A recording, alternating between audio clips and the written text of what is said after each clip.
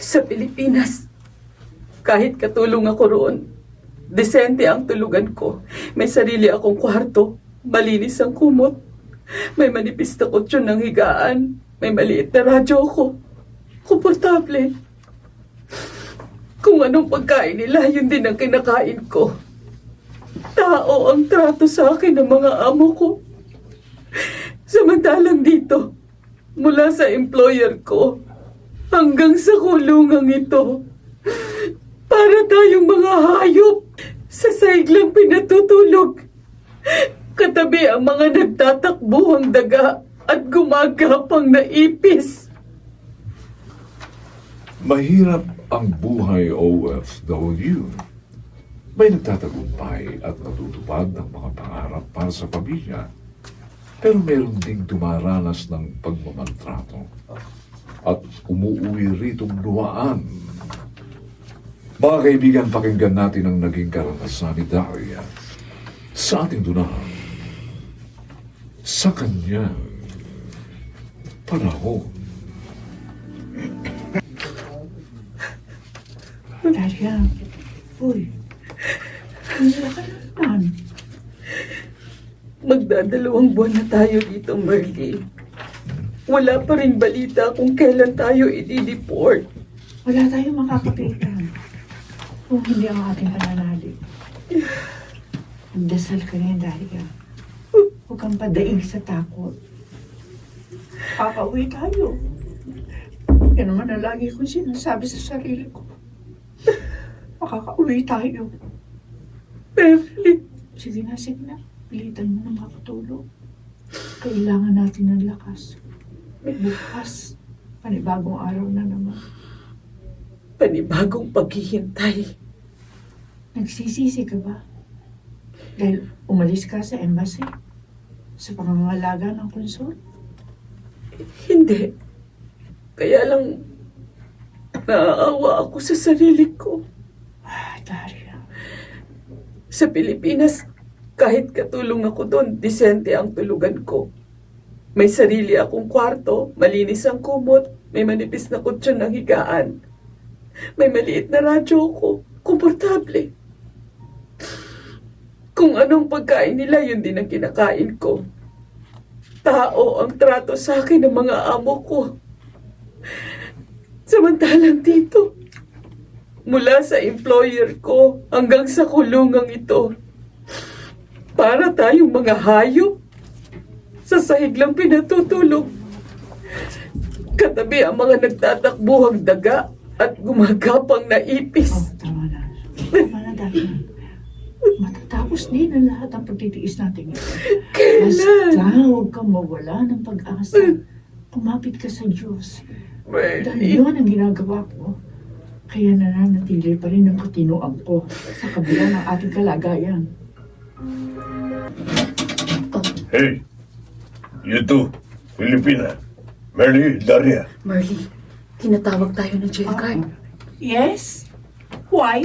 You go with me. Saan tayo pupunta? Hindi ko alam. Sumunod na lamang tayo. Oh, Diyos ko. Remove their handcuffs. Okay. Okay, sit down. Thank you, sir. We will bring you to deportation office. There, you will wait for plane ticket. Plane ticket? Home? We're going home? Yes. Marley, narinig mo? Salamat sa Diyos. I will get your bag. Oh, thank you, sir. Ikaw, Daria. May dala ka ba? Ikulong ka nila dito? Ito ng lahat. Narito na sa maliit na bag na ito. Ilang perasong damit na bigay sa akin ng mga Pilipina doon sa embassy. At ang address book na ito na lagi kong yakap sa gabi. Hindi pare. Kahit kakaiba na ang amoy nating dalawa. Basta, ang importante, makakauwi na rin tayo.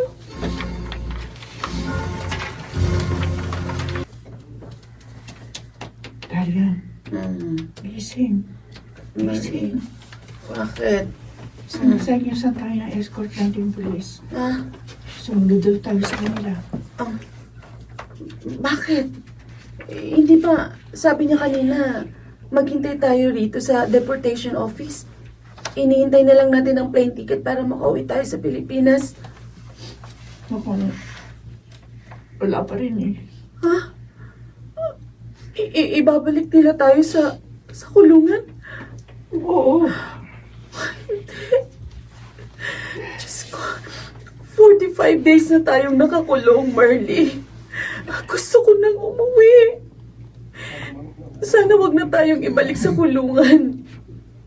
Ang lamig ng sahig na tinutulugan natin doon. Nag-aagawan tayo sa pagkain. Palaging madilim. Ayoko na. Ayoko na bumalik doon. Ayoko na.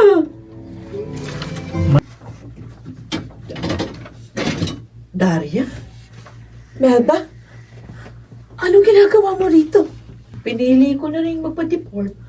Nang mabalitaan ko na nakaschedule ka ng i-deport, naisip ko, baka pwedeng mag-volunteer na rin ako. Kailan ka pa rito sa kulungan? Kanina umaga. Kaninang umaga rin kami inilabas. Ito nga palang kasama ko, si Marley. Ay, hello. May iba pa akong kasama na galing din sa embassy. Mahirap dito. Totoo lahat ng sinabi mo sa akin noon. Ay, hindi bali na. Kung nakapag-tiis ka, siguro naman. Makakapag-tiis rin kami. Basta ang importante, makauwi kami sa Pilipinas. Kahit i-deport pa. Come, you follow me. Oh. We bring you back to deportation office. Marley, totoo kayang ibibigay na sa atin ngayon ang plane tickets natin? Ako sana. Sana naman, Daria. Hindi ako maniniwala hanggat hindi tayo nakasakay sa eroplano palabas ng Saudi Arabia. You stay here Oh, and hold your plane tickets. thank you. Thank you very much, sir. You wait for officer who will assist you to airplane. Yes. Yes, sir. Thank you very much for helping us. You are welcome. Daria, Burley, we leave you now. Thank you. Thanks again. May Allah bless you. Thank Inshallah. Daria, you. Marley. awak na natin sa wakas at Oo nga. Makakauwi na tayo sa wakas. Narito na tayo sa airport. salamat sa Diyos. Salamat po. Hello. Hello, Mr. Rivas. Nag-text ho kayo sa kapitbahay naming si Boyet. Pinatatawag niyo po ako. May balita na po ba kay Daria? Oo, nanay sila. Nakalabas na ng Jeddah si Daria. Nag-stop over sila sa Dubai. 8 oras pang hihintayin nila bago lumipad ang eroplano patungo rito sa Pilipinas. Ay, Diyos ko. Salamat. At uuwi na siya. Makaluluwas ba kayo? Hihintayin ko kayo rito sa opisina. Dito na ako matutulog. Madaling araw sila darating sa airport Ay, bukas. sige po. Ngayon mismo, magpapasama ako sa kapitbahay namin. Luluwas kami para makita ko mismo yung pagdating ng aking anak. Mr. Rivas, nakita mo na ba sila? Aha. Lahat ng dumarating nakasuot Muslim. Natatakpan ng Nay! Ay! Ay, papalapit sa atin si Daria. Nakaabaya siya. Hindi nga natin siya makikilala. Oh, nga! Inay! Anak! Nay! Mr. Rivas, salamat. Sinamahan niyo ang nanay ko. Kung may magagawa pa akong higit dito, tutulungan ko kayo. Salamat po. Anak! Naku, salamat. Nakauwi ka na. Oo nga. Nay, wala akong naiuwi kahit ano. Ay, di bale. Ang nasa maliit na bag na ito, ilang perasong damit na bigay ng mga kapwa ko Pilipinang nakulong din Ay, di doon. bale. Basta ang importante. Ang mahalaga, narito ka na. Buhay. Normal. Nakakausap ng matino. At ako, ay, Diyos ko. Anak! Ang laki ng binayad mo. Abay, ngayon ko lang napansin. Nang tanggalin mo yung nakatakip sa iyong mukha at ulo. Sobrang hirap ho ng inabot ko, Nay. Anak! Pero masaya na ho ako. Nakauwi na rin ako dito sa wakas. Daria, pwede natin gawa ng parang makapag-abroad ka ulit. Hindi na. Hindi na siguro muna, Mr. Rivas. Salamat sa iyong kabutihan, pero pagkatapos ng dinanas ko, ayoko na. Dito na muna ako sa pamilya ko. Sa piling ni nanay Oo. at ng mga anak ko. Ang mga naging utang ko para makapag-abroad, alam ko, mababayaran ko rin yun. Paunti-unti.